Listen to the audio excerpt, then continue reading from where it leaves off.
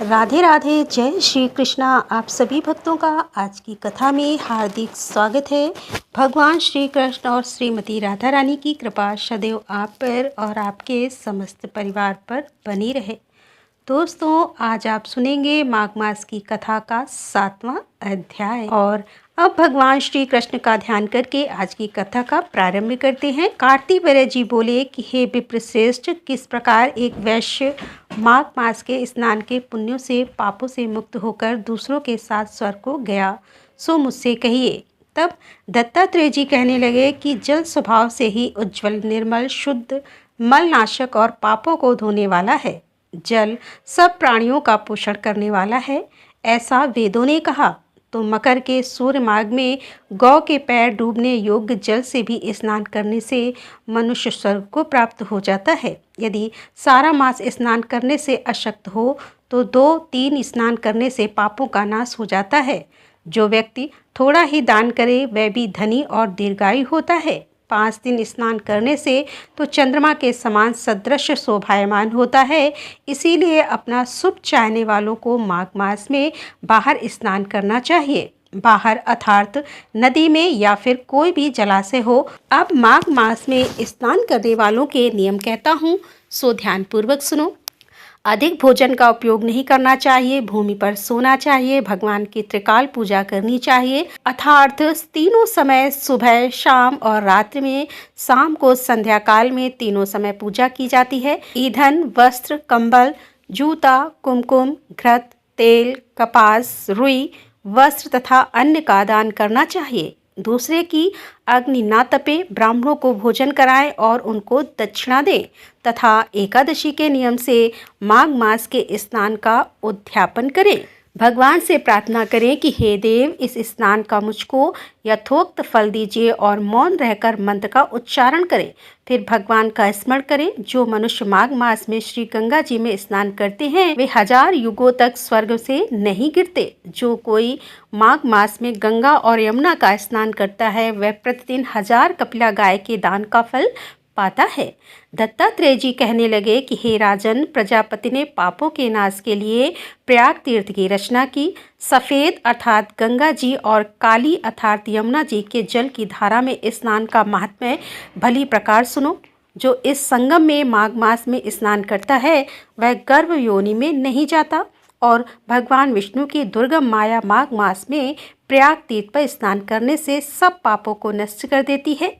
माघ मास में प्रयाग तीर्थ में स्नान करने से मनुष्य अच्छे भोगों को भोगकर ब्रह्मा को प्राप्त होता है। माघ मास तथा मकर के सूर्य में जो प्रयाग में स्नान करता है उसके पुण्य की गिनती तो चित्रगुप्त भी नहीं कर सकते। 100 वर्ष तक निराहार रहकर जो पुण्य प्राप्त होता है वही फल माघ मास में 3 दिन प्रयाग में स्नान करने मात्र से ही प्राप्त हो जाता है। जो फल 100 वर्षों तक योगाभ्यास करने से प्राप्त होता है उतना फल सिर्फ माघ मास में 3 दिन प्रयाग में स्नान करने से ही प्राप्त हो जाता है। जैसे सर्प पुरानी केचली को छोड़कर नया रूप ग्रहण कर लेता है, वैसे ही माघ मास में स्नान करने से मनुष्य पापों को छोड़कर स्वर्ग को प्राप्त होता है। परंतु गंगा यमुना के संगम में स्नान करने से हजारों गुना फल प्राप्त होता है। हे राजन, जिसको अमृत कहते हैं वह यह त्रिवेणी ही है। ब्रह्मा, महाशिव, रुद्र, आदित्य, मरुदगण, गंधर्व, लोकपाल, यक्षगही, किन्नर, अणि, मादी गुणों से सिद्ध तत्व ज्ञानी ब्रह्माणी, पार्वती, लक्ष्मी, सचनेमा, दति, अदिति और संपूर्ण देवपत्नियां तथा नागों की स्त्रियां घृताची, मेनका, उर्वशी, रंभा, तिलोत्मा, अप्सरागण और सब पितर मनुष्यगण, कलयुग में गुप्त और सतयुग आदि में प्रत्यक्ष सब देवता माघ मास में स्नान करने के लिए आते हैं। इन दिनों माघ मास में प्रयाग में स्नान करने से जो फल मिलता है वह तो ईश्वर ही कह सकता है, मनुष्य में कहने की शक्ति नहीं है। हजारों अश्वमेध यज्ञ करने से भी वह फल प्राप्त नहीं होता। पूर्व समय में कांचन मालिनी ने इस स्नान का फल राक्षस को दिया था और इससे वह पापी मुक्त हो गया था। अब कार्तिवीर्यार्जुन ने हे ऋषि, अत्रि ऋषि की संतानों के हे सूर्य, यह कथा सुनाकर मेरा कौतूहल दूर कीजिए।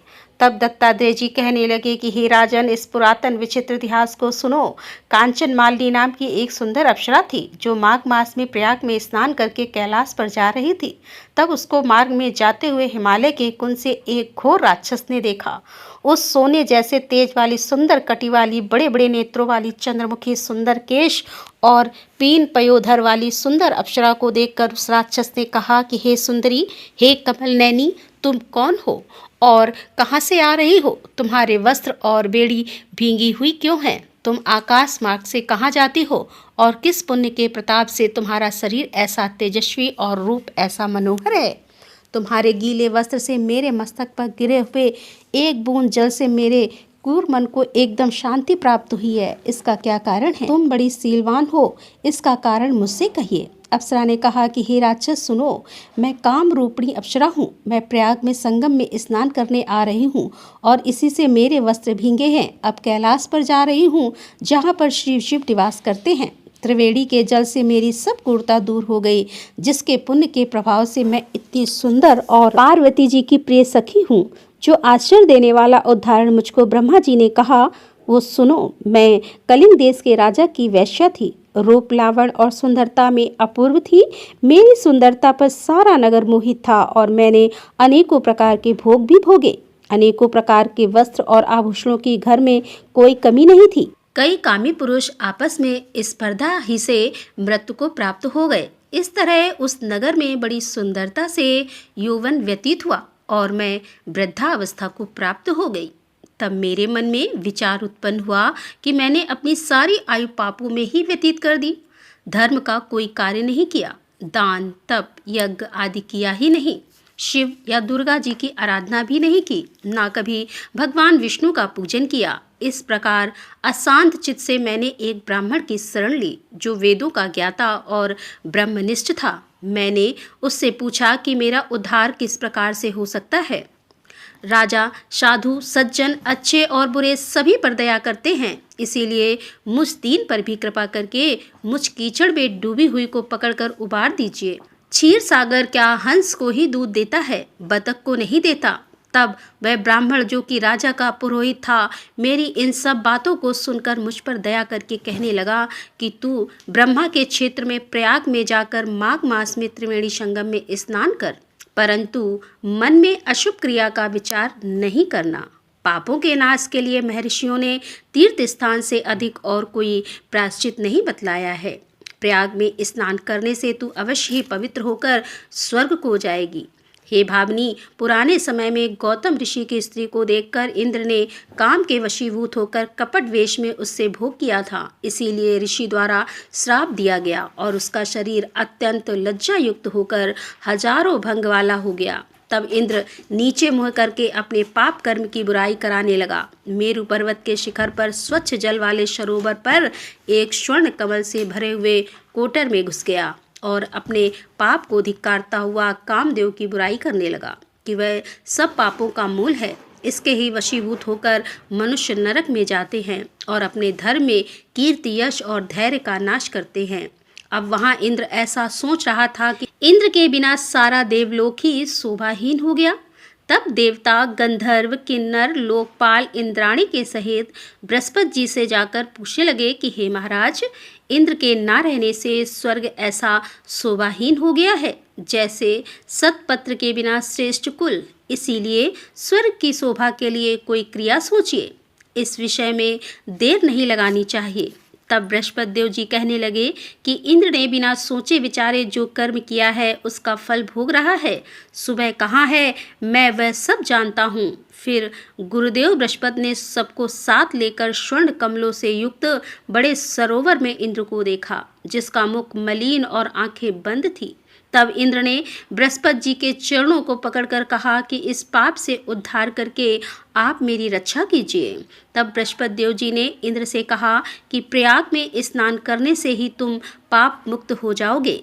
तब इंद्र सहित सबने ही जाकर संगम प्रयाग में जाकर स्नान किया और इस त्रिवेणी स्नान से इंद्र पाप मुक्त हो गया।